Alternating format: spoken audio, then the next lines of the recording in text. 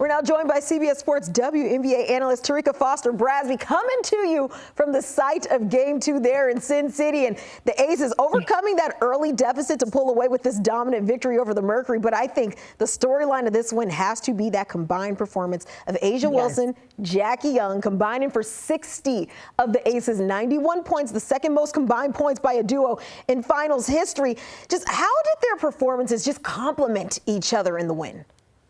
Well, part of this is absolutely experience, right? They played alongside each other enough to know how to balance each other's attack. But I also think it has a great deal to do with their effort in game one. Game one, it was the bench that pretty much took over and helped solidify the victory for them. But in this game, they needed to set the tone as the leaders. Jackie Young going for 21 points in the third quarter, a WNBA record, a historic performance from her, just further lets you know that this team is on a mission. One thing that I thought was interesting is that after the first quarter, because we saw, as you mentioned, this Phoenix team started off very similarly to the way that they started off in game one. They were balancing their attack. They were shooting well from three. They were really bringing the defense early on. And Becky Hammond said, listen, I am not cool with the way that we are playing defense right now. And that is usually where it starts. The Aces know how to lock it down on defense, and they turn their defense into offense. And today, it was Jackie and A'ja's day. Absolutely. And while they were the storyline, I mean, Chelsea Gray, big part of their success while nearly recording a triple-double in her performance. But after the first quarter, it felt like Phoenix just couldn't get back in the game, struggling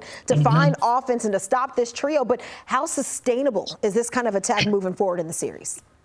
Well, the biggest thing that concerns me about the Mercury is that when their three-point attack isn't working, which is essentially what it is that they do well and how they have helped to get here from an offensive end, I have not yet seen Nate Tibbetts make adjustments.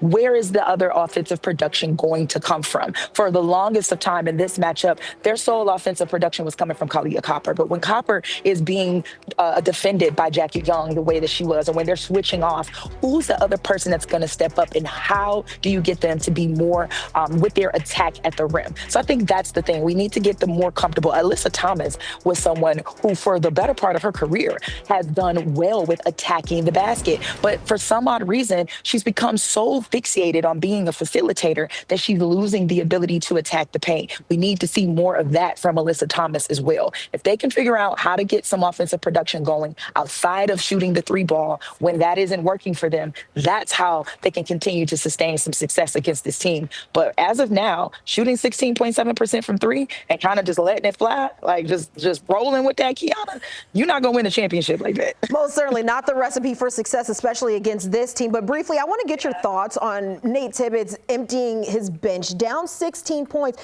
You had just under 4 minutes to go. Do you think that was the right call, just considering that they were starting to rally a little late there, even despite Satou Sabli's injury scare? Yeah, well, actually, I think that played the hugest role in that. This is a 7-game series, right? First time in WNBA history that a postseason series, the finals, is going 7 games. And yes, you lost game one and now looked to be in, the losing position for game 2 at the time. But you're getting ready to go home. You need your players. And with that scare with Satou Sabli, I think that was part of the reason that he decided, hey, there's no need right now for us to try to go all out in game 2. What we need to do is make sure that our stars and the people who can help us remain healthy. So I was actually okay with that. Plus, I think Nate Tibbetts needs to trust his bench a little bit more. And if you notice, when that second unit came in, they actually pulled the game within 12. For a second, I thought that it was going to be a single-digit game for a little bit. They had a little bit more energy. They had fresher legs. I think one of the things that Nate Tibbetts needs to do when we talk about making adjustments is you need to go to your bench a bit more. So I was totally okay with the move. Yeah, I was wondering, was there any hesitation there, because that bench started playing very well down the stretch. It had the possibility to get into a single-digit game, but nonetheless pulling his starters looking forward to game 3. But no team has ever won in WNBA Finals after trailing the series 2-0. Do you believe the Mercury have the ability to salvage the series? Do they have the ability to salvage it? Absolutely. But another record that probably doesn't go talked about enough is that the Aces on game 2, when they're game 2 in this home court, they're 9-0. And that means that they are not putting their foot off the gas. They are going to continue to bring the heat. Now, do I think that Phoenix will absolutely make some noise in front of the X Factor?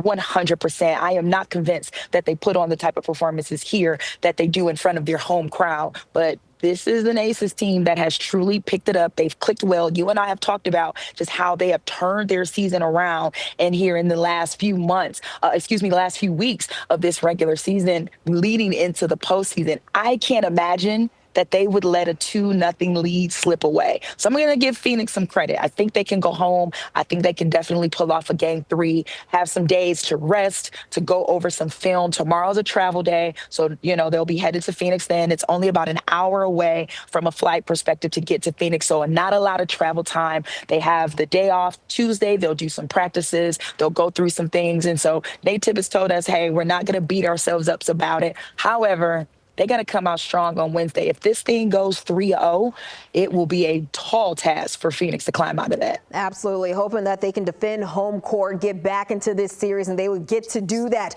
on Wednesday for game 3. And we will see you in Phoenix, Tarika. We appreciate you stopping by. Thanks so much. Well, Becky Hammon excelling in the postseason with Vegas. Just 3 losses across her 23 games, averaging 87.5 points per game. Like Tarika mentioned, 9-0 in game 2s at home and by a margin of over 17 points. Now just 2 wins away from securing her 3rd WNBA championship as a head coach. Defending champs looking to stay undefeated, but the Broncos, they've got other plans. We've got highlights from Eagles, Broncos, and the defending champs' first loss of the year. Spoiled it. That's coming next.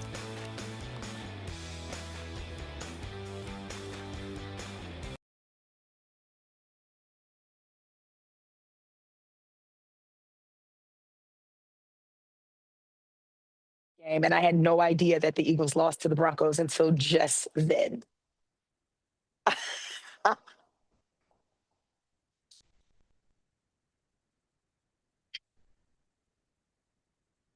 Okay, perfect.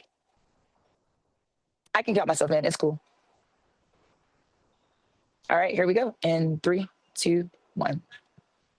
Game 2 of the WNBA Finals did not disappoint. And while Game 1, the bench pretty much put on the performance for the Aces, Game 2 was all about the big 3. A'ja Wilson, Jackie Young, and Chelsea Gray helped to propel this team to an early 2-0 series lead here in this WNBA Finals. And listen, this team did not mince itself when it comes to the defensive stops. After that first quarter where Phoenix absolutely kind of resembled the same Phoenix team that we saw in Game 1, this team, led by A'ja Wilson, said, hey, we got to put the defensive clamps down on the Phoenix Mercury, and that's exactly what they did. But it was Jackie Young in the third quarter who scored 21 of her 32 points. She put on a show, and that's the kind of games that we are used to seeing from this Aces team. They know exactly how to beat you, and what they did today was use their defense to turn it into offense. Chelsea Gray, almost a triple-double. She had the assist that continued to put A'ja Wilson and Jackie Young in the proper places.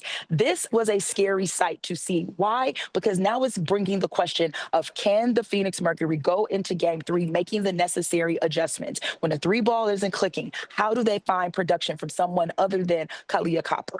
Does Alyssa Thomas remember that she is the engine and needs to attack the basket? That's what you want to see out of this Phoenix team in Game 3 as they head back to Phoenix, because what you don't want is going into this matchup and coming out of it 3-0. Now you're putting yourself in a very tough position. But today was all about the Aces. They held it down, and they're feeling very confident as they head into Game 3 on Wednesday.